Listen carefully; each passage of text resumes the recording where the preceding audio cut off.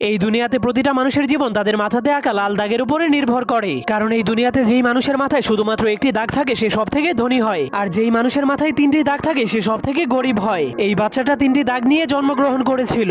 এরপর সে ধীরে ধীরে বড় হওয়ার পর সে দেখতে পায় তাকে শুধু গরিব মানুষের সাথেই থাকতে হয়, আর যাদের মাথায় দুইটি দাগ আছে তাদের গোলামি করতে হয়। এমনকি তাকে দুই দাগওয়ালা মানুষের জন্য সারাদিনই কাজ করতে হয়, যার ফলে দুই দাগওয়ালা মানুষের বাচ্চারা তাকে মারলেও সে কিছুই বলতে পারতো না। এজন্য সে একদিন লুকিয়ে লুকিয়ে তার কপালের একটা দাগকে মুছে ফেলে। এরপর কাউকে কিছু না বলেই লুকিয়ে লুকিয়ে দুই দাগওয়ালা মানুষের রুমের মধ্যে চলে যায়। কিন্তু সে ভিতরে যাওয়ার পর দেখতে পায় সব দুই দাগওয়ালা মানুষের এক দাগওয়ালা মানুষের একদমই চাকরের মতো সেবা করছে, যা দেখার পর সে অনেক অবাক হয়ে যায়। এরপর সে বুদ্ধি খাটিয়ে তার আরেকটা দাগকেও মুছে ফেলে। কিন্তু যখন দুই দাগওয়ালা মানুষেরা দেখতে পায় তার কপালে এক দাগ, তখন তারাও তার সেবা করতে শুরু করে দেয়। তখন সে জীবনের প্রথমবার এত সম্মান পেয়ে অনেক খুশি হয়ে যায়। কিন্তু তখনই হঠাৎ করে উপর থেকে একটা মেশিন চলে আসে। এরপর সকল এক দাগওয়ালা মানুষদেরকে টেনে টেনে উপরে নিয়ে যায়। এরপর সেই মেশিন তাদের মাংসগুলোকে কেটে কেটে তিন দাগওয়ালা মানুষদেরকে খাওয়ার জন্য